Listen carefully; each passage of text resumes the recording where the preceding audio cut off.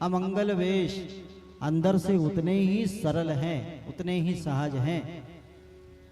आपने नारियल देखा है ना, नारियल नारियल बाहर से कैसे होता है, जटाजूटधारी नारियल, बिल्कुल नारियल के जैसे हमारे भगवान महादेव हैं। नारियल बाहर से तो भले ही अमंगल दिखता है, जटाजूट उसकी रहती है, दिखने में अच्छा नहीं लगता, पर उसी नारियल को जब हम फोड़ते हैं, उसी नारियल के जब टुकड़े होते हैं, उसी में अंदर देखिए कितना मीठा मीठा जल रहता है, उसका जो घीर होता है वो कितना मीठा लगता है, कितना स्वादिष्ट लगता है। उसी प्रकार हमारे भगवान महादेव भी हैं। बाहर से भले ही कैसे भी हो, परंतु अंदर देखिए आनंद का सागर भरा हुआ है। जैसे नारियल में जल भरा है, भगवान के अंदर भी आनंद का सागर भरा है, और व्यवहार में भी उतने ही सरल, एकदम सरल सीधे। कोई अगर कुछ भी कह दे, कभी भगवान बुरा नहीं मानते। कोई कुछ भी कहा करे, कभी भगवान बुरा नहीं मानते। से हमारे भगवान महादेव हैं, एकदम सरल हैं। और कहते हैं कि अगर भगवान को हमको समझना हो ना, महादेव को समझना हो, तो शिवो भूत्वा और शिवम जपेत। बोले भगवान महादेव को भजना है, समझना है, तो हमको भी भोला बनना पड़ेगा। बोले भोले बनकर के ही भोले को जब समझा जा सकता है, इसलिए भोले बनकर के रहें, भोलेनाथ जैसे एकदम सरल बने जीवन में। ऐसे भगवान हमारे सोमेश्वर नाम से इस धराधाम पर ज्योतिर्लिंग के रूप में विराजमान हो गए। बोले सोमेश्वर भगवान की हो, हर हर महादेव। दूसरे ज्योतिर्लिंग कौन से हैं? श्री शैलम, मल्लिका अर्जुन, ये ज्योतिर्लिंग दूसरे नंबर के ज्योतिर्लिंग है। अच्छा, ये श्री शैलम ज्योतिर्लिंग कहाँ पर है? तेलंगाना राज्य में श्री शैल पर्वत या कहें कोंच पर्वत पर भगवान श्री शैलम मल्लिका अर्जुन विराजमान है। इस ज्योतिर्लिंग में आपको मां पार्वती भी मिलेगी और भगवान शंकर का भी दर्शन होगा। नाम क्या है? मल्लिका अर्जुन। बोले मां पार्वती मल्लिका के नाम से और भगवान अर्जुन के नाम से विराजमान है। और यह एक ऐसा ज्योतिर्लिंग है जिसमें आपको एक शक्तिपीठ का भी दर्शन होगा और एक ज्योतिर्लिंग का भी दर्शन होगा।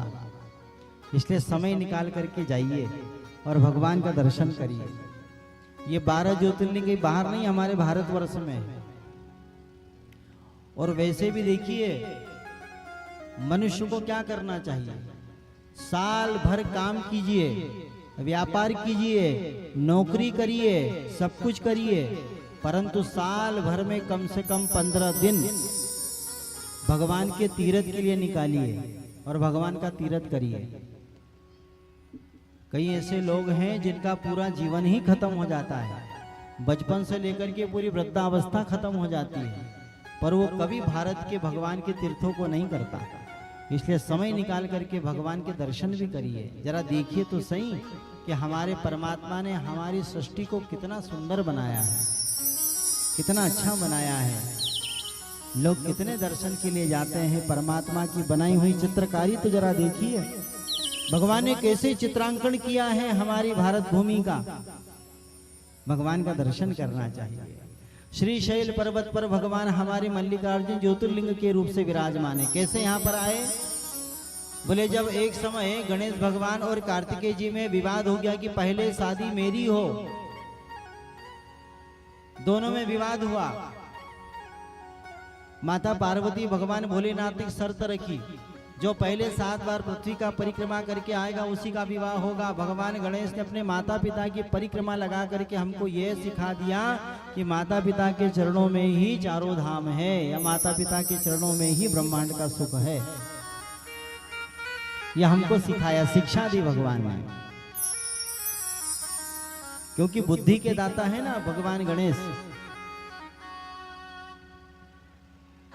इसलिए गणेश भगवान का विवाह हुआ रिद्धि सिद्धि के साथ में।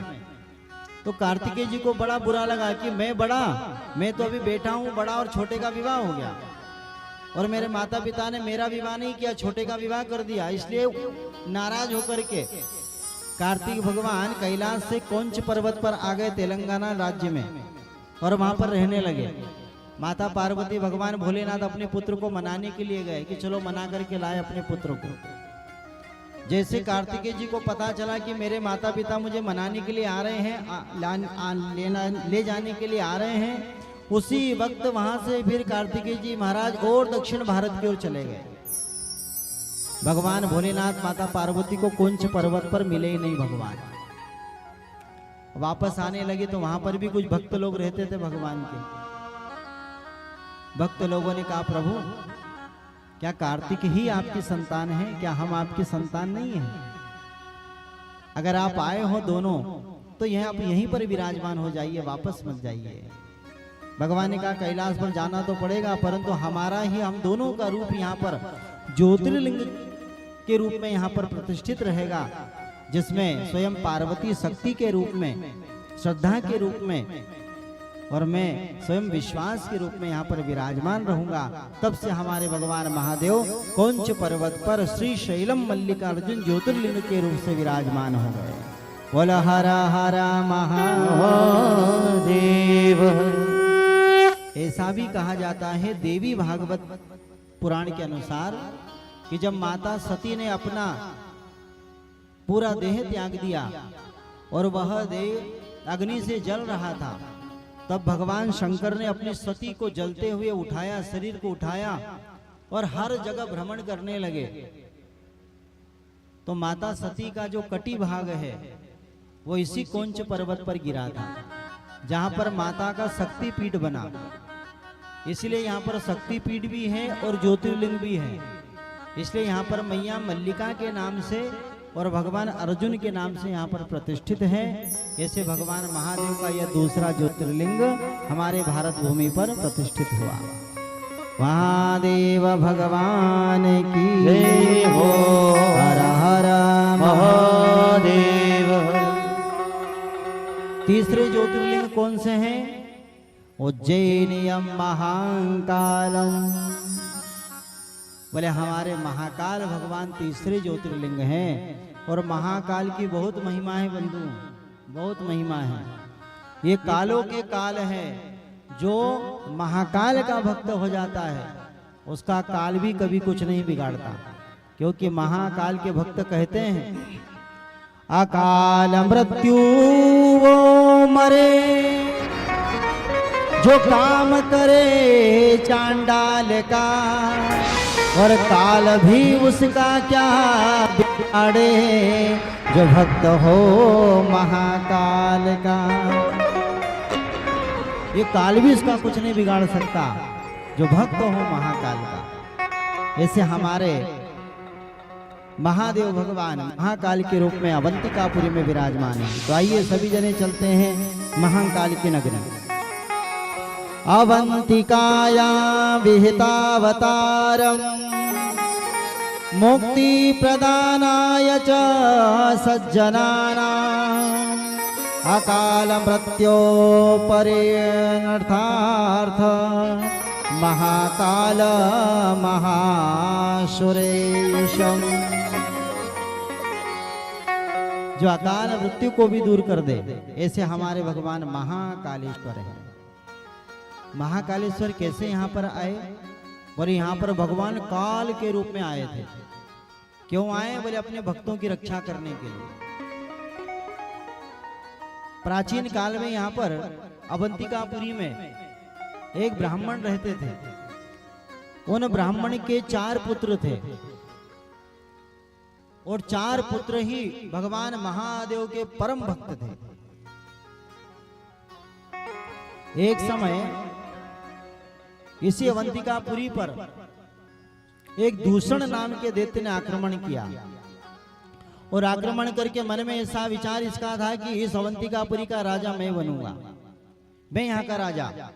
परंतु ब्राह्मण बालकों का सदैव से यह संकल्प था, जब ब्राह्मणों के 4 बालक इनके पिता जब शांत हुए, उन्होंने देह अपना छोड़ा तो अपने पुत्रों से कह करके गए, बेटा जीवन भर भगवान का भजन करना, भगवान महाकाल की भक्ति करना, भगवान महादेव का भजन करना, अपने मन में कभी भी राजा बनने का ख्याल भी मत लेकर के आना, क्योंकि अवंतिकापुरी के राजा तो सदैव हमारे महादेव रहे हैं, सदैव महादेव।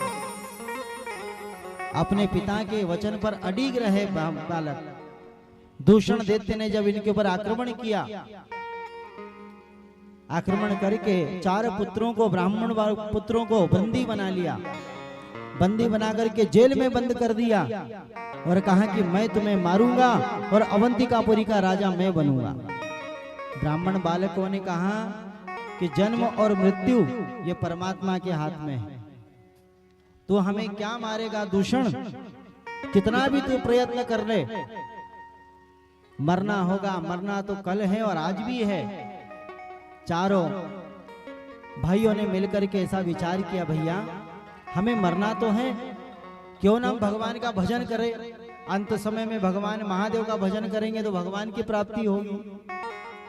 तो दूषण उनको मारने के लिए आया, तो चारों भाइयों ने अपने पास में जो शिवलिंग थे उस शिवलिंग का भजन किया, भगवान महादेव से प्रार्थना करी, प्रभु हमें मरने का भय नहीं है, हम तो इस बात को सोच रहे हैं कि हमारे पिताजी कह करके गए थे, बेटा इस अवंतिकापुरी के राजा सदैव भगवान महादेव ही हैं और महादेव ही रहेंगे, परंतु यह दुष्ट इस अवंतिकापुरी पर आक्रमण कर दिया, प्रभु अब आप ही हमारी रक्षा करना और इस नगर की भी रक्षा करना। कहते हैं कि जब दूषण दैत्य मारने के लिए आया 4 बालकों को, तो जिस शिवलिंग की ब्राह्मण बालक पूजन कर रहे थे, उसी शिवलिंग से हमारे भगवान कालों के महाकाल प्रकट हो जाते हैं। बोले महाकाल भगवान की जय हो। और भगवान ऐसी हुंकार भरी कि एक ही हुंकार में दूषण दैत्य के प्राणांत हो। मान लो भगवान साक्षात काल के रूप में प्रकट हो गए, काल के रूप में। और भगवान कहते हैं कि जो मुझे परेशान कर ले तो मैं बुरा नहीं मानता, कोई मुझे परेशान करे मुझे दुख नहीं होता, परंतु जो मेरे भक्त को दुखी करे उसे मैं कभी क्षमा नहीं करता, कभी उसे मैं क्षमा नहीं करता। इसलिए भगवान को एक बार दुखी कर लेना, परेशान कर लेना, परंतु जो भगवान की भक्ति करता है उसे कभी मत परेशान करना, भगवान कभी उसे क्षमा नहीं करते। उसी वक्त भगवान काल के रूप में प्रकट हो गए, दूषण दैत्य मृत्यु को प्राप्त हुआ। भगवान ने 4 बालकों से कहा, बेटा क्या वरदान चाहते हो मुझसे? 4 ब्राह्मण बालकों ने कहा, प्रभु आपका दर्शन कर लिया, आपके दर्शन से बढ़कर के संसार में कुछ भी नहीं है, अगर आप वरदान देना ही चाहते हो ना तो प्रभु आप काल के रूप में यहाँ पर प्रकट हुए हो। हमारी ऐसी इच्छा है कि आज के बाद आप यहाँ पर काल के रूप में ही ज्योतिर्लिंग के रूप में विराजमान हो जाइए, और जो भी आपके शरणागत आए, जिसको जीवन में शत्रु से भय हो, जिसके जीवन में हमेशा भय बना रहता हो, जो हमेशा डरता हो, चमकता हो, परेशान रहता हो, जिसका आत्मबल क्षीण हो गया हो, ऐसे अगर जातक भगवान के द्वार पर जाए, महाकाल के द्वार पर जाए, तो भगवान महाकाल उसकी रक्षा करते हैं। तभी से भगवान उन बालकों को वचन देकर के महाकाल के रूप में उज्जैन नगरी में विराजमान हो गए। ऐसे हमारे महाकालेश्वर भगवान हैं। बोले महाकालेश्वर भगवान की जय हो। ये कालों के काल हैं बंधुओं, इसलिए कभी जीवन में शत्रु से परेशान हो ना, शत्रु का भय हो, घबराहट हो, बहुत ज्यादा भय बना रहता हो, तो जाइए भगवान महादेव के यहाँ पर दर्शन करने के लिए और भगवान से प्रार्थना करिए, महाकाल का दर्शन करिए, परमात्मा सदैव आपकी रक्षा करेगा। ऐसे हमारे भगवान महान कालेश्वर है, जो उज्जैन नगरी में शिप्रा नदी के किनारे पर विराजमान है, कालों के काल महाकाल। और भगवान के दर पर जाकर के केवल भगवान से छोटी सी प्रार्थना करना, हमारे भगवान प्रसन्न हो जाएंगे। बस इतनी कृपा करना हो।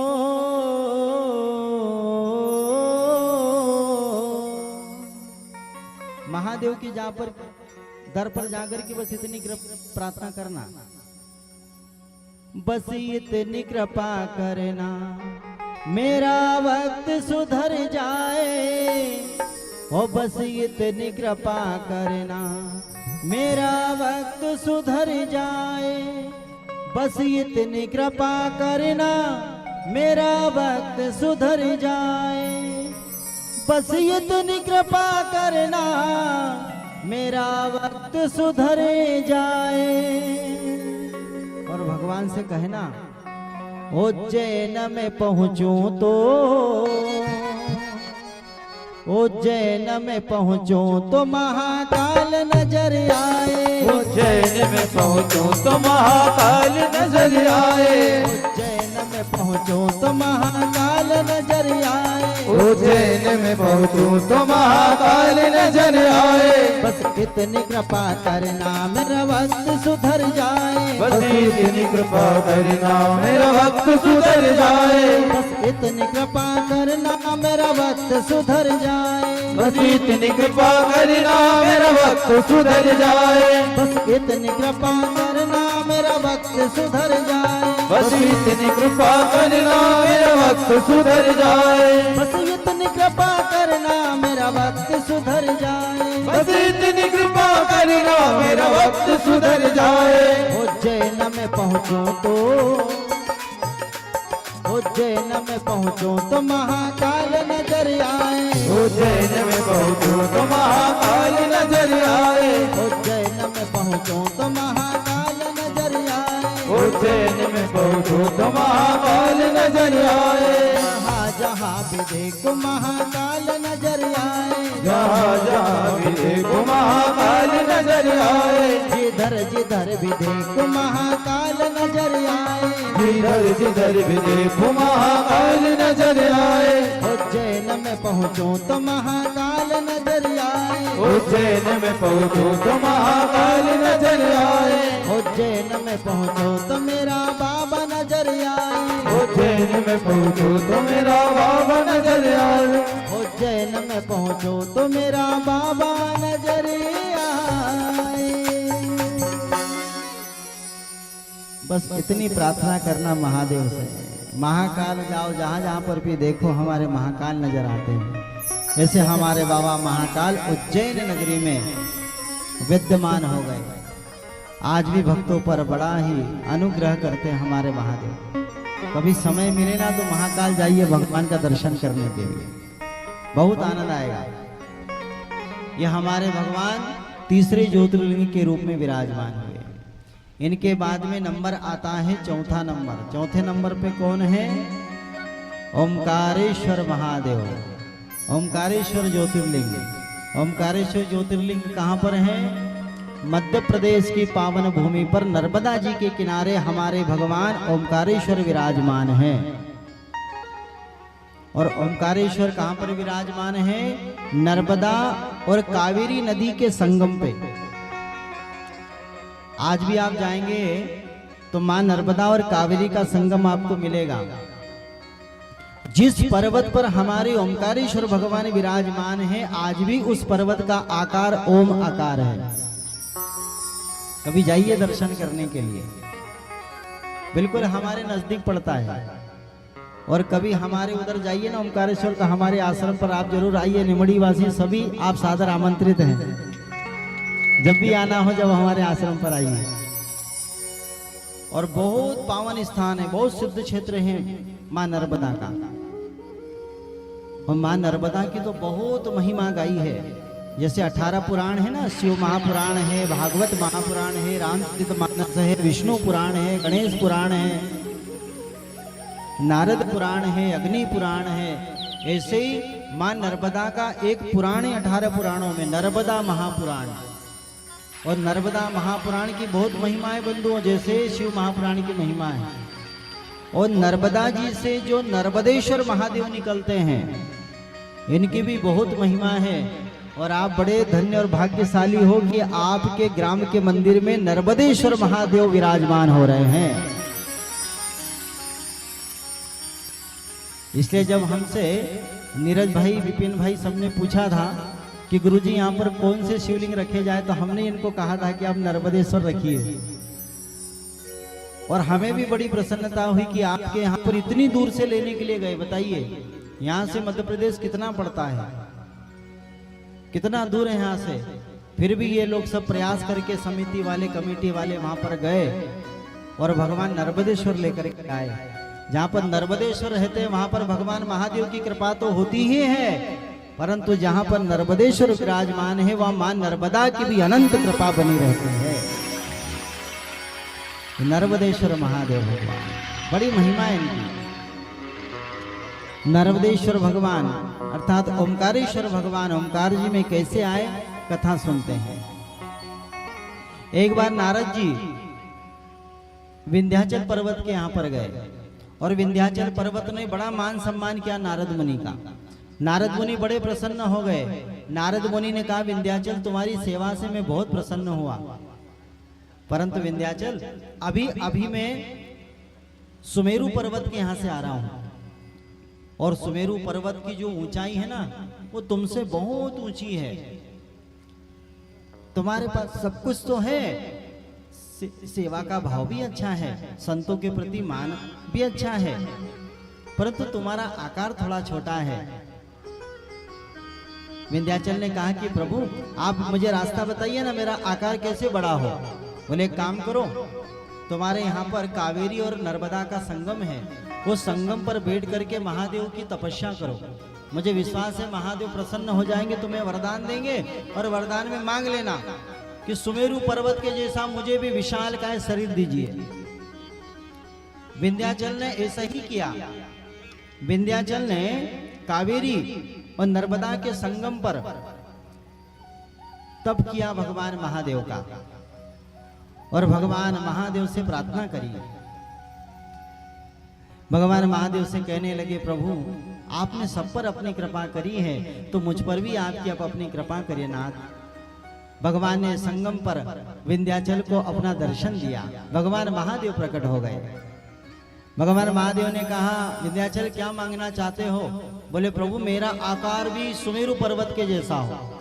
भगवान ने कहा, बड़ा आकार लेकर के क्या करोगे। अरे आकार से कुछ नहीं होता, आकार से कुछ नहीं होता है।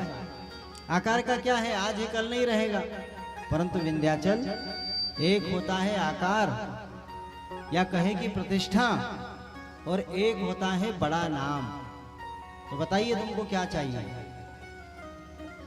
और ध्यान रखिए बंधुओं, ये संसार में पद प्रतिष्ठा ये कुछ समय के लिए रहती है, धन संपदा कुछ समय के लिए रहती है, परंतु नाम इस संसार में सदैव रहता है। हमारे जीते जी भी नाम रहता है, और हमारे मरने के बाद भी हमारा नाम रहता है।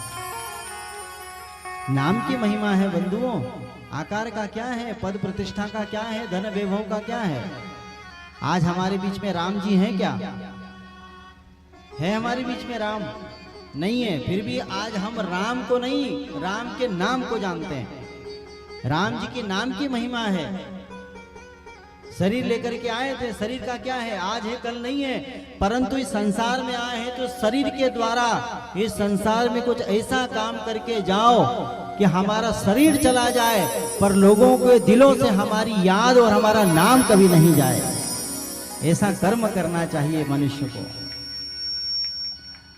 तो नाम की महिमा है बंधुओं। इसलिए कहा, विंध्याचल तुम्हें नाम चाहिए कि बड़ा आकार चाहिए। जब विंध्याचल के बाद में बात समझ में आई, प्रभु आप एक काम करिए, मेरा आकार भले ही छोटा हो, परंतु मेरा नाम अमर कर दीजिए। भगवान ने कहा, विंध्याचल मैं तेरे ऊपर ही ओमकारेश्वर ज्योतिर्लिंग के रूप में विराजमान होऊंगा, और जब तक मैं स्वयं यहाँ पर रहूंगा, जब तक तेरा नाम शास्त्रों में गाया जाएगा। इसलिए आज भी विंध्याचल पर्वत का नाम हम शास्त्रों में गाते हैं, याद करते विंध्याचल को। सुमेरु पर्वत का चाहे कितना बड़ा आकार भी क्यों ना हो, उसे हम याद नहीं करते। आज भी हमारे महादेव विंध्याचल पर्वत पर ओमकारेश्वर ज्योतिर्लिंग के रूप में विराजमान है। ऐसे हमारे भगवान ओमकारेश्वर ज्योतिर्लिंग के रूप में विराजमान हो गए। बोलो ओमकारेश्वर भगवान की जय हो। इसी संगम पर एक बार मानधाता ने, राजा मानधाते ने भी तप किया था, इसीलिए इस क्षेत्र को मानधाता क्षेत्र भी कहते हैं। इसी जगह पर एक समय कुबेर ने भी भगवान महादेव का तप किया था और भगवान महादेव ने कुबेर को भी देवताओं के भंडार का अध्यक्ष बनाया था। इसलिए यहाँ पर 2 ज्योतिर्लिंग है। आप जब यहाँ पर जाएंगे तो आपको एक दक्षिण तट पर ज्योतिर्लिंग मिलेंगे नर्मदा जी के, और एक उत्तर तट पर मिलेंगे। एक तरफ है ओमकारेश्वर ज्योतिर्लिंग और दूसरी तरफ है ममलेश्वर ज्योतिर्लिंग। तो जहाँ पर ममलेश्वर ज्योतिर्लिंग है वहां पर कुबेर ने तपस्या करी है और कुबेर को भगवान ने देवताओं के भंडार का भंडारी बनाया था। इसलिए जो ओमकारेश्वर का दर्शन करता है तो उसको नाम की प्राप्ति होती है, उसका नाम अमर होता है। और जो ममलेश्वर का दर्शन करता है उसको माता लक्ष्मी की कृपा होती है। इसलिए 2 यहाँ पर ज्योतिर्लिंग का हमें दर्शन करने को मिलता है, एक ओमकारेश्वर, दूसरे ममलेश्वर। ऐसे हमारे भगवान चौथे ज्योतिर्लिंग के रूप में यहाँ पर विराजमान हुए हैं। बोले ओमकारेश्वर भगवान की हो। हर हर महादेव, हर हर